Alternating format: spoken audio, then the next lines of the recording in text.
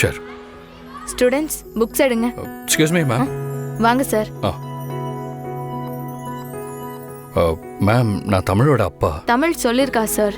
இன்னைக்கு தான் உங்களை நேரில் பார்க்குறேன். மேம், உங்ககிட்ட ஒரு முக்கியமான விஷயம் சொல்லணும். தமிழுக்கு ஒரு சின்ன ஹெல்த் இஷ்யூ இருக்கு. என்னாச்சு சார்? தமிழால இப்ப பேச முடியாது. சார் என்ன சொல்றீங்க? தமிழ் நல்லதானே இருந்தா? ஒரு சின்ன ப்ராப்ளம் தான் மேம். அவளுக்கு நியூராலஜிக்கல் இஷ்யூ. அதனால இப்போ பேச முடியாது. இப்போ ட்ரீட்மெண்ட் போயிட்டுருக்கு. இது ஒரு டெம்பரவரியான இஷ்யூ தான். தமிழுக்கு அவள் இருக்கிற இடத்துல ஒரு ஹாப்பியான என்விரான்மெண்ட் இருக்கிறது ரொம்ப முக்கியம்னு டாக்டர் சொல்லியிருக்காரு. அதனால தான் இந்த விஷயத்த உங்ககிட்ட பர்சனலாக சொல்லி தமிழை பார்த்துக்க சொல்லிட்டு போகலான்னு வந்தேன். நீங்கள் சொல்கிற விஷயத்த சத்தியமாக என்னால் நம்ப முடியல சார். ஏன்னா தமிழ் ஒரு நல்ல ஸ்டூடெண்ட், ரொம்ப பிரில்லியண்ட்டான ஸ்டூடெண்ட். நீங்கள் இப்போ சொல்கிறத கேட்குறப்போ எனக்கு மனசுக்கு ரொம்ப கஷ்டமாக இருக்குது சார். நீங்கள் ஒன்றும் கவலைப்படாதீங்க சார். தமிழை நல்லபடியாக ஸ்கூலில் பார்த்துக்க வேண்டியது என்னோட பொறுப்பு சார். Thanks ma'am. ம். தமிழ், எதுனாலும் மேம் கிட்ட சொல்லி எனக்கு உடனே கால் பண்ணணும். ஓகே? ம், சரி. ஒரே நிமிஷம். ஷூ ஓகேவா? சரி, பார்த்துக்கோ. பத்திரம்டா. பாய். என்ன பாரதி, நான் சொல்றதை கேட்டு ஷாக் ஆகி ஆட்டோவை விட்டு இறங்கி நின்னுக்கிட்டு இருக்கியா? பவானி, நேரடியா விஷயத்துக்கு வா. நீ காரணம் இல்லாம எனக்கு ஃபோன் பண்ண மாட்டேன். என்ன விஷயம்? அப்படி போடு. உன் மூளை சும்மா கற்பூரம் மாதிரி டப்பு டப்புன்னு பத்திக்கிறியே. ஹேய், இங்க பாரு. என்னைக்கு நீ என்னை தொட்டு பார்க்கணும்னு நினைச்சியோ அந்த நிமிஷமே உன் அழிவு ஆரம்பமாயிடுச்சு. எப்படி எப்படி 100 நாள் சேலஞ்சா?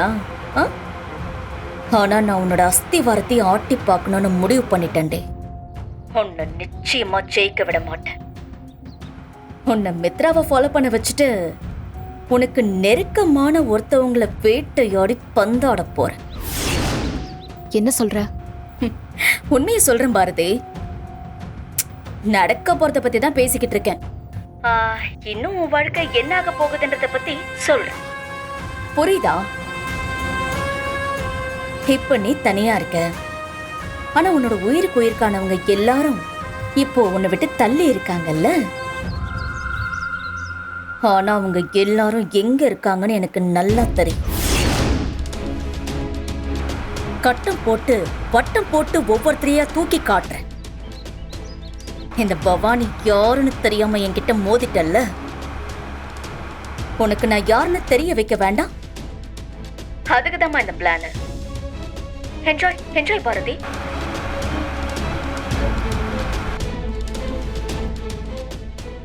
இவ என்ன இப்படி சொல்றா? ஐயோ கடவுளே, இந்த பவானி என்ன பண்ண போறான்னு தெரியலையே.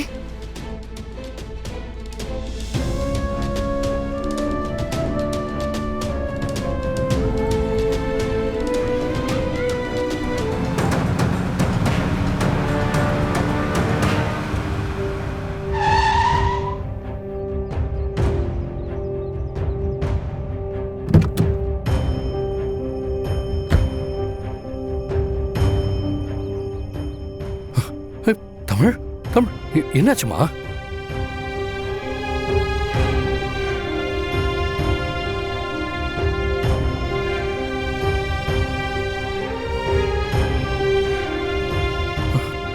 பாரதி, என்னாச்சு?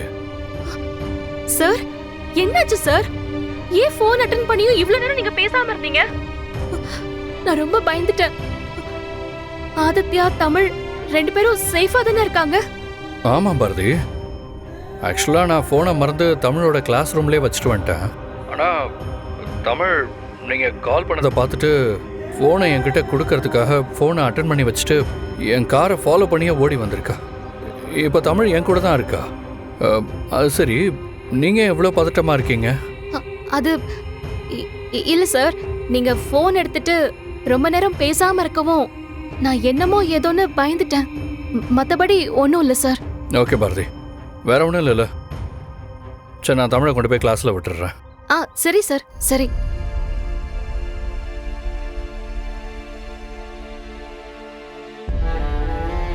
வா.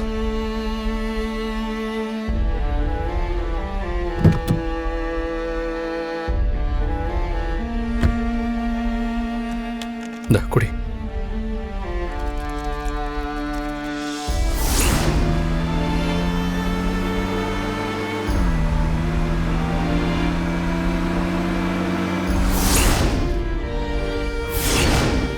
என் கார் போயிட்டு இருந்த ஸ்பீடுக்கு ஈக்குவலாக தமிழ் ஓடி வந்திருக்கா.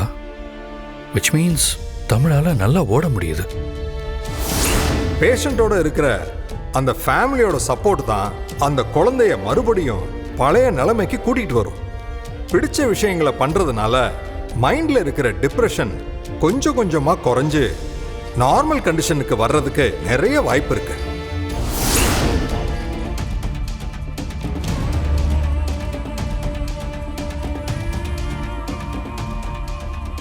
ஓகே சார், இன்னும் வேலை முடிய எவ்வளவு நேரம் ஆகும்?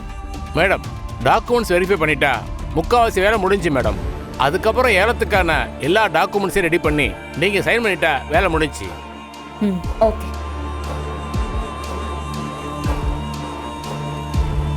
கண்டுபிடிக்கிறது எப்படின்னு தெரியலையே. கண்ணை கட்டி காட்டுல விட்ட மாதிரி இருக்கு. ஆதி கிட்ட சொன்னா பாட்டிய கடத்தினது யாரு என்னன்னு என்கிட்ட கேட்டா அத சொல்றதுக்கு என்கிட்ட பதில் ஒண்ணுமே இல்லையே. என்ன பண்றது? எனக்கு மனசுக்கு ரொம்ப சந்தோஷமா இருக்கு. நான் கோயிலுக்கு போயிட்டு வரேன். சரி பாட்டி, ஆனா பார்த்து பத்திரமா போயிட்டு வாங்க. நான் போயிட்டு வரட்டுமா? பாட்டி என்கிட்ட கோயிலுக்கு போயிட்டு வரேன்னு சொல்லிட்டு போனாங்க. அப்போ பாட்டி வீட்ல இருந்து கோயிலுக்கு போன சமயத்துல தான் பவானி கரெக்டா பிளான் பண்ணி பாட்டிய கடத்திருக்கா.